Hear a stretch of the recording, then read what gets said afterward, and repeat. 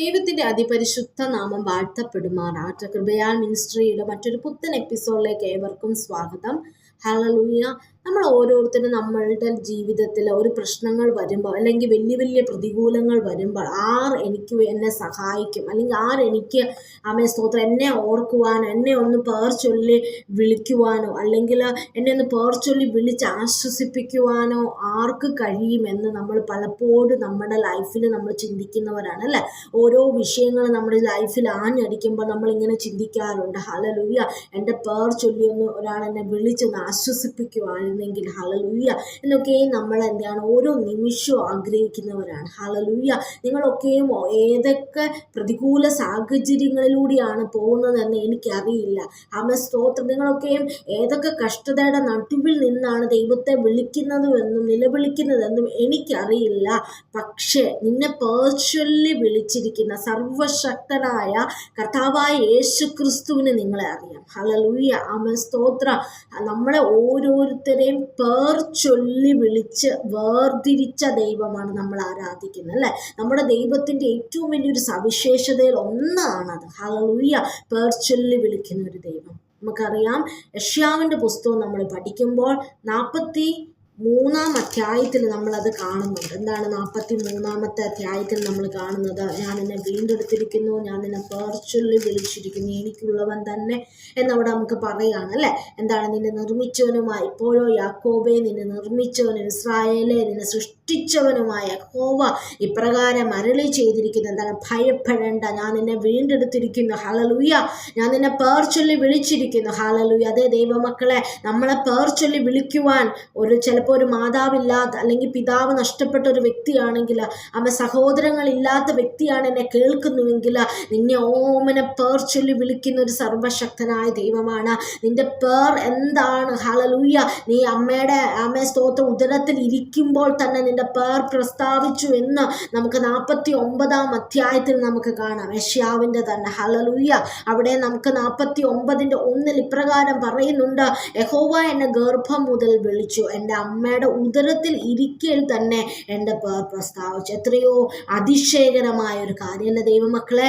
നമ്മൾ ഓരോരുത്തരും ഇന്ന് നമ്മളായി തീരുന്നതിന് മുമ്പ് വെറും ഒരു മാംസപിണ്ഡമായി സ്തോത്രം നമ്മുടെ മാതാവിൻ്റെ ഉദരത്തിൽ നമ്മൾ ഉളവായി വരുന്നതിന് മുമ്പേ, അല്ലെങ്കിൽ ഒരു കാര്യം ചിന്തിച്ചാൽ മതി, ഈ ലോകം സൃഷ്ടിക്കുന്നതിന് മുമ്പേ സ്തോത്ര ഈ ലോകം സൃഷ്ടിക്കുന്നതിന് മുമ്പ് തന്നെ എന്നെയും നിന്നെയും പേർ ചൊല്ലി വിളിച്ചൊരു ദൈവം. പലപ്പോഴും നമ്മൾ ഭാരപ്പെടുവാണ്, മനുഷ്യൻ്റെ സ്നേഹം ലഭിക്കാതെ വരുമ്പോൾ, അല്ലെങ്കിൽ കൂടപ്പിറപ്പുകളുടെ സ്നേഹം ലഭിക്കാതെ വരുമ്പോൾ. ഹല്ലേലൂയ.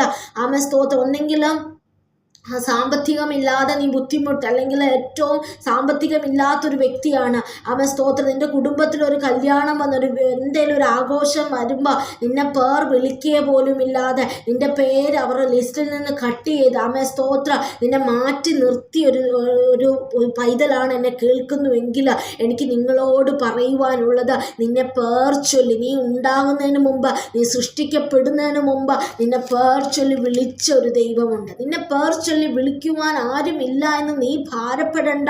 സർവശക്തനായ ദൈവം എന്തുണ്ട്? നമ്മളോട് കൂടെയുണ്ട്. അവൻ നമ്മളെ സൃഷ്ടിച്ച ദൈവമാണ്. തന്നെ കേൾക്കുന്ന നമ്മളെ ഓരോരുത്തരെയും സൃഷ്ടിക്കുന്നതിന് മുമ്പേ, ഈ ലോക സൃഷ്ടിക്ക് മുൻപേ നമ്മളെ എന്ത് ചെയ്യാണ് ദൈവം? ഹല്ലേലൂയ. ഈ ലോക സ്ഥാപനത്തിന് മുമ്പേ, ഹല്ലേലൂയ, എഫേസിൽ നമ്മൾ അങ്ങനെ ഒരു വചനമുണ്ട് അല്ലേ. അതായത് ദൈവം ഈ ലോക സ്ഥാപനത്തിന് മുമ്പ് അവൻ നമ്മളെ തിരഞ്ഞെടുക്കപ്പെട്ട ദൈവമക്കളാണ്. നമ്മൾ ഓരോരുത്തരും പേർ ചൊല്ലി വിളിച്ച് തൻ്റെ വേലയ്ക്കായി, തൻ്റെ ശുശ്രൂഷകരായി, തൻ്റെ ഇഷ്ടം ചെയ്യുന്ന ശുശ്രൂഷകരാക്കി ദൈവം നമ്മളെ വിളിച്ച്. നമുക്കറിയാം, വേദപുസ്തകം നമ്മൾ പഠിക്കുമ്പോൾ അനേക കർത്തദാസൻ അല്ലെങ്കിൽ നമ്മുടെ പൂർവ്വ പിതാക്കന്മാരെ കർത്താവായ യേശു ക്രിസ്തു പേർ ചൊല്ലി വിളിക്കുന്നുണ്ട്. ഹല്ലേലൂയ. അതുപോലെ തന്നെ നമുക്ക് 147-ാം സങ്കീർത്തനത്തിൽ 14 പ്രകാരം ഒരു വചനമുണ്ട്, അവൻ നക്ഷത്രങ്ങളെ എന്ത് ചെയ്യുന്നു? എണ്ണുന്നു. ആകാശത്തിൽ എത്രത്തോളം നക്ഷത്രങ്ങളുണ്ട് ദൈവമക്കളെ, അവയെല്ലാം അവൻ എണ്ണുന്നു, അവയെല്ലാം അവൻ പേർ ചൊല്ലി വിളിക്കുന്നു. കാരണം ഞാനും നീയും ആരാധിക്കുന്ന ദൈവം എന്താണ്? സർവശക്തനായ ദൈവമാണ്. ആ നക്ഷത്രങ്ങളെ സൃഷ്ടിച്ച ദൈവമാണ്. എത്രയോ കോടി അതിൽ കൂടുതൽ നക്ഷത്രങ്ങളുണ്ടല്ലേ. അവയൊക്കെയും ഓരോന്നിൻ്റെ പേർ വിളിക്കാൻ ശക്തനായ ദൈവത്തെയാണ്. പലപ്പോഴും ഇതൊക്കെ നമ്മൾ എന്ത് ചെയ്യാണ്? മറന്നു പോവുകയാണ്. വലിയ വലിയ വിഷയങ്ങളും ഭാരങ്ങളും പ്രയാസങ്ങളും നമ്മുടെ ജീവിതത്തിൽ ആഞ്ഞടിക്കുമ്പോൾ നമ്മൾ നമ്മൾ ആരാധിക്കുന്ന ദൈവത്തിൻ്റെ കൈയുടെ വലിപ്പം പലപ്പോഴും മറന്നുകൊണ്ട് നമ്മുടെ പ്രശ്നത്തിൻ്റെ വലിപ്പമാണ് നമ്മൾ നോക്കി ഭാരപ്പെട്ട് ജീവിക്കുന്നവരാണ് അല്ലേ. നമ്മൾ ഓർക്കുക, ഓരോ നക്ഷത്രങ്ങളെ പേർ ചൊല്ലി വിളിച്ച ആ സർവശക്തനായ ആ ദൈവത്തിന് നിന്റെ പേർ വിളിച്ചും നിന്നെയും വേർതിരിച്ച് നിർത്തിയേക്കുവാണ്. ആ ദൈവത്തിന് നീ ഭാരപ്പെടുന്ന വിഷയത്തിൽ നിന്ന് രക്ഷിക്കുവാൻ എത്രയോ നിസ്സാരമാണ് അല്ലേ. നമുക്കറിയാം, ശൗമേലിൻ്റെ പുസ്തകം നമ്മൾ വായിക്കുമ്പോൾ കർത്താവായ യേശു ക്രിസ്തുവിന് അല്പം കൊണ്ടും അധികം കൊണ്ടും നമ്മളെ വിടിയിപ്പാൻ ശക്തനാണവൻ. ഹല്ലേലൂയ. പൂർണ്ണമായ എല്ലാ സാഹചര്യങ്ങളും ഒത്തിട്ട് പ്രവർത്തിക്കാൻ കഴിയുന്ന ഒരു ദൈവമല്ല. ഒരു സാഹചര്യവും കണ്ട ഹല്ലേലൂയ ചുറ്റും പ്രതികൂല സാഹചര്യങ്ങളായിരിക്കാം, എങ്കിൽ അതിൻ്റെ നടുവിലും വർക്ക് ചെയ്യുന്ന ദൈവമാണ് നമ്മൾ ആരാധിക്കുന്നത്. ഹല്ലേലൂയ.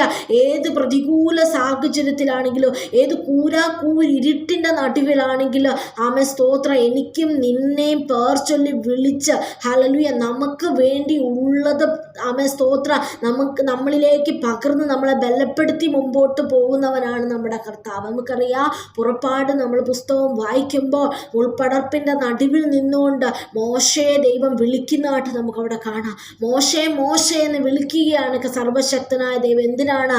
തൻ്റെ മേൽ ഒരു ശുശ്രൂഷയെ ഫലമേൽപ്പിക്കാൻ. ഹല്ലേലൂയ.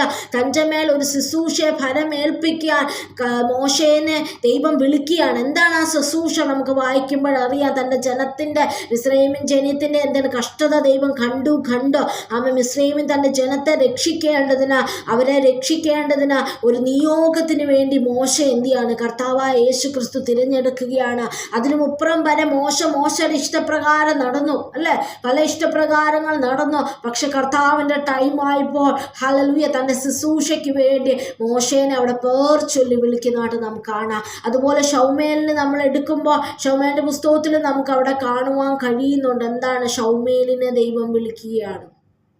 അതേ ദൈവമക്കളെ, നമ്മളെ ഓരോരുത്തരും കർത്താവ് തൻ്റെ ഇഷ്ടം ചെയ്യുക, തൻ്റെ ഇഷ്ടം ചെയ്യുന്ന ശുശ്രൂഷക്കാരായി ഹല്ലേലൂയ തൻ്റെ വചനത്തെ ഉയർത്തുവാൻ ഹല്ലേലൂയ ദൈവം നമ്മളെ ഓരോരുത്തരും പേർ ചൊല്ലി വിളിച്ചു വേർതിരിച്ചിരിക്കുകയാണ്.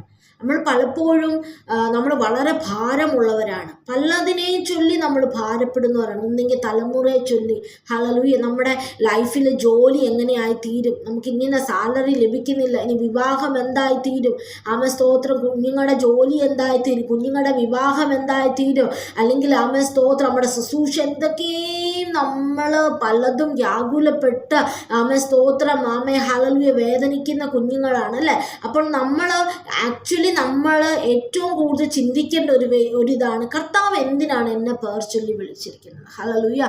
കർത്താവിന് എന്ത് ശുശ്രൂഷയാണ് എന്നിലൂടെ നിറവേറേണ്ടത്? ഹല്ലേലൂയ. കർത്താവിൻ്റെ ഇഷ്ടം കർത്താവിൻ്റെ ഇഷ്ടം എൻ്റെ ജീവിതത്തിൽ എന്താണ്? ഹല്ലേലൂയ. തിരുവചനം നമ്മൾ പഠിക്കുമ്പോൾ നമുക്കറിയാം, നമ്മുടെ തിരഞ്ഞെടുപ്പും വിളി എന്ത് ചെയ്യുക? ഉറപ്പാക്കുകയും. അപ്പം നമ്മുടെ വിളി എന്താണ്? നമ്മുടെ തിരഞ്ഞെടുപ്പ് എന്താണ്? കർത്താവ് എന്തിനാണ് എന്നെ ഈ ഭൂമിയിൽ? ഓരോരുത്തരുടെയും വിളിയും തിരഞ്ഞെടുപ്പും വെവ്വേറെയാണ്. എല്ലാവരും ഒരുപോലെ ആയിരിക്കണമെന്നില്ല. പലർക്കും പല തിരഞ്ഞെടുപ്പും വിളി. അത് നമ്മൾ എന്ത് ചെയ്യണം? ഉറപ്പാക്കണം. കർത്താവ് എന്തിനാണ് എന്നെ വിളിച്ചിരിക്കുന്നത്? ഹല്ലേലൂയ. അതുകൊണ്ട് ഈ നാളുകളിൽ നിങ്ങൾ എന്ത് ചെയ്യണ്ട? ഭാരപ്പെടേണ്ട. ഹല്ലേലൂയ.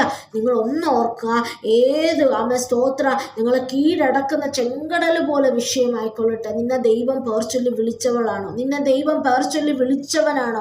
എങ്കിൽ നീ ഒരിക്കലും ലജ്ജിച്ചു പോകാൻ ദൈവം സമ്മതിക്കുകയില്ല. അപ്പം നമ്മുടെ ദൈവത്തിന് ഉള്ളൊരു പ്രത്യേകതയാണ്, അവന് ഇഷ്ടമുള്ളവരെ അവൻ എന്ത് ചെയ്യും? പേർ ചൊല്ലി വിളിക്കും. നമ്മുടെ ഓരോരുത്തരും, നമ്മുടെ അപ്പനും അമ്മയും നമ്മുടെ പേർ ഇടുന്നതിന് മുമ്പ് എന്താണ് ഈ പേര്? നെയിം എന്ന് പറഞ്ഞാൽ എന്തിനാണ്? ഒരു ഐഡൻറ്റിഫൈ ചെയ്യാനാണ് അല്ലേ. നമ്മളൊരു കൂട്ടത്തിൻ്റെ നടുവിൽ നിൽക്കുമ്പോൾ നമ്മുടെ പേര് ഒരാൾ വിളിക്കുമ്പോൾ നമ്മുടെ അത് ചെവിയിലെത്തുമ്പോൾ നമ്മൾ തിരിഞ്ഞു നോക്കുന്നത് എന്തുകൊണ്ടാണ്? നമ്മുടെ ഐഡൻറ്റിറ്റി അതാണ്, നമ്മളെ ഐഡൻറ്റിഫൈ ചെയ്യാനായിട്ടാണ്. എങ്കിൽ കർത്താവായ യേശു ക്രിസ്തു നമ്മുടെ അമ്മയുടെ അമ്മേ സ്തോത്ര ഉദരത്തിൽ ഇരിക്കുന്നതിന് മുമ്പ് തന്നെ നമ്മളെ ഓരോരുത്തരും പേർ ചൊല്ലി വിളിച്ച ദൈവമാണ്. ഹല്ലേലൂയ. ആ ദൈവ സ്നേഹത്തെ നമുക്ക് ഓർക്കാൻ ദൈവമക്കളെ. ആ ദൈവ സ്നേഹം നമ്മളിന്മേൽ എന്ത് ചെയ്യണം? വ്യാപരിക്കണം. ഹല്ലേലൂയ. പ്രശ്നങ്ങൾ വേണം, പ്രശ്നങ്ങളുണ്ട് നമ്മുടെ ജീവിതത്തിൽ, ഭാരങ്ങളുണ്ട് അല്ലേ. അപ്പം ഇതിൻ്റെയൊക്കെയും നടുവിൽ എപ്പോഴും ഹൃദയത്തിൽ ഓർത്തിരിക്കേണ്ട ഒരു വസ്തുവാണ്, അല്ലെങ്കിൽ ഓർത്തിരിക്കേണ്ട ഒരു കാര്യമാണ്, എന്നെ പേർ ചൊല്ലി ചൊല്ലി വിളിച്ചവൻ, അല്ലെങ്കിൽ എന്നെ വിളിച്ച ദൈവം വിശ്വസ്തനാണ്. ഹല്ലേലൂയ. എൻ്റെ ബന്ധുക്കളല്ല, സ്തോത്ര, എൻ്റെ കൂടപ്പറപ്പുകളല്ല, എൻ്റെ സുഹൃത്തുക്കളല്ല എന്നെ പേർ ചൊല്ലി വിളിച്ചത്. എന്നെ പേർ ചൊല്ലി വിളിച്ചത് ഈ ആകാശത്തെയും ഭൂമിയെയും നിർമ്മിച്ച ദൈവം. ഹല്ലേലൂയ. ഈ ലോക സൃഷ്ടിക്ക് മുമ്പ് എന്നെ വിളിച്ച ദൈവമാണ്. ഹല്ലേലൂയ. ആ ദൈവം ഇന്നും എന്നും എന്താണ്? വിശ്വസ്തനായി പാർക്കുന്നു. ഹല്ലേലൂയ. നമ്മൾ പലപ്പോഴും അവിശ്വസ്തരായി തീരുമ്പോഴോ നമ്മുടെ കർത്താവ് നമ്മളെ പേർ ചൊല്ലി വിളിച്ചിരിക്കുന്നത് കൊണ്ട് നമ്മളോട് എപ്പോഴും വിശ്വസ്തത കാണിക്കുന്ന ഒരു ദൈവമാണ്. അതുകൊണ്ട് നമ്മൾ എന്ത് ചെയ്യുന്ന ഒരു വെള്ളവും നമ്മളെ കീഴ്പ്പെടുത്തുകയില്ല. നമുക്കറിയാം 43 തന്നെ നമ്മൾ ഇപ്രകാരം നമുക്ക് അവിടെ കാണാൻ കഴിയുന്നുണ്ട്. ഭയപ്പെടേണ്ട, ഞാൻ നിന്നോട് കൂടെ ഉണ്ട്, ഞാൻ നിന്നെ പേർ ചൊല്ലി വിളിച്ചിരിക്കുന്നു, നീ എനിക്കുള്ളവൻ തന്നെ, നീ വെള്ളത്തിൽ കൂടെ കടക്കുമ്പോൾ ഞാൻ നിന്നോട് കൂടെയുണ്ട്, നീ നദിയിൽ കൂടെ നടന്നാൽ എന്ത് ചെയ്യുന്നു, അവ നിന്റെ മീതെ കവിയുകയില്ല. പെരുവെള്ളം അല്ലേ, അതായത് നമുക്കവിടെ കാണാം, നദികളിൽ കൂടെ കടക്കുമ്പോൾ അവ നിന്റെ മീതെ കവിയുകയില്ല, അതേപോലെ തീയിൽ കൂടെ നടന്നാൽ നീ വെന്തു പോകുകയില്ല എന്നൊക്കെ നമുക്ക് ആ തിരുവെഴുത്ത് അവിടെ കാണാം. എന്തുകൊണ്ടാണ്? നിന്റെ ജീവിതത്തിൽ തീയും വാട്ടും സ്തോത്ര നദി പോലെയുള്ള നിന്നെ മുക്കുമാറാക്കുന്ന വിഷയങ്ങൾ വരുമ്പോൾ നീ എന്തുകൊണ്ട് മുങ്ങുന്നില്ല? കാരണം നമ്മളെ വിളിച്ചിരിക്കുന്ന ദൈവം നമ്മളെ പേർ ചൊല്ലി വിളിച്ച ദൈവമാണ്. ഹല്ലേലൂയ. ആ ഒരു ദൈവ സ്നേഹം നമ്മളുടെ ഉള്ളിൽ ഉള്ളതുകൊണ്ടാണ് ദൈവമക്കളെ ഒരു നദിക്കും ഒരു തീക്കും ദൈവം നമ്മളെ വിട്ടുകൊടുക്കാത്തത്. ഹല്ലേലൂയ. കാരണം നിന്നെ പേർ ചൊല്ലി വിളിച്ചിരിക്കുന്നു. ഹല്ലേലൂയ. നമ്മൾ മനസ്സിലാക്കണം, കർത്താവ് എന്തിനാണ് എന്നെ വിളിച്ചിരിക്കുന്നത്. നമ്മുടെ ഉത്തരവാദിത്തം അതാണ്. ദൈവസ്ഥാനത്ത് നമ്മൾ പ്രാർത്ഥിക്കേണ്ടത് അതാണ്. ഹല്ലേലൂയ.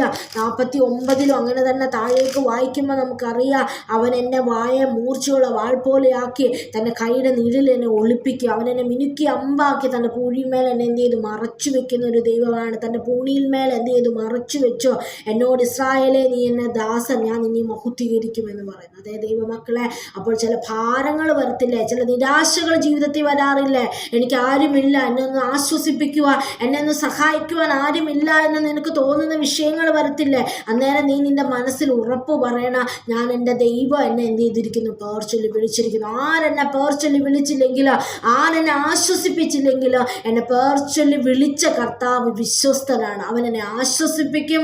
ഹല്ലേലൂയ. വേണ്ടി വന്ന ഏത് കഷ്ടതയുടെ നടുവിൽ എനിക്ക് വേണ്ടി ഇറങ്ങി വരുവാൻ ശക്തനാണ്. ഈ ഒരു ഉറപ്പ് നമ്മുടെ ഹൃദയത്തിൽ വേണം. ഹല്ലേലൂയ.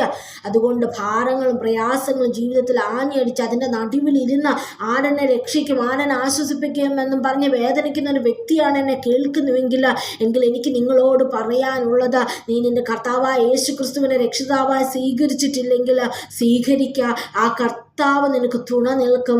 ആ ദൈവം നിന്നെ പേർ ചൊല്ലി വിളിച്ചിരിക്കുകയാണ്. ഹല്ലേലൂയ. നിന്നെ പേർ ചൊല്ലി വിളിച്ച ദൈവം നിന്നെ വഴിയിൽ ഇട്ടേച്ച് പോവുകയില്ല. ഒരു കഷ്ടതയുടെ നടുവിലാ നീ അനുഭവിക്കുമ്പോൾ ഇട്ടേച്ച് പോകുന്ന ഒരു ദൈവമല്ല. അതിന് നടുവിൽ ഇറങ്ങി വന്ന എന്നെ നിന്നെ ആശ്വസിപ്പിക്കുന്നവനാണ്, നിന്നെ നടത്തുന്ന ദൈവമാണ്. ആ കഷ്ടതയുടെ നടുവിൽ നമ്മളെ ജീവിപ്പിക്കുന്ന ദൈവമാണ്. ആകയാൽ ഈ വചനങ്ങളാൽ ദൈവം നമ്മൾ ഓരോരുത്തരും അനുഗ്രഹിക്കുമാറാകട്ടെ. God bless you.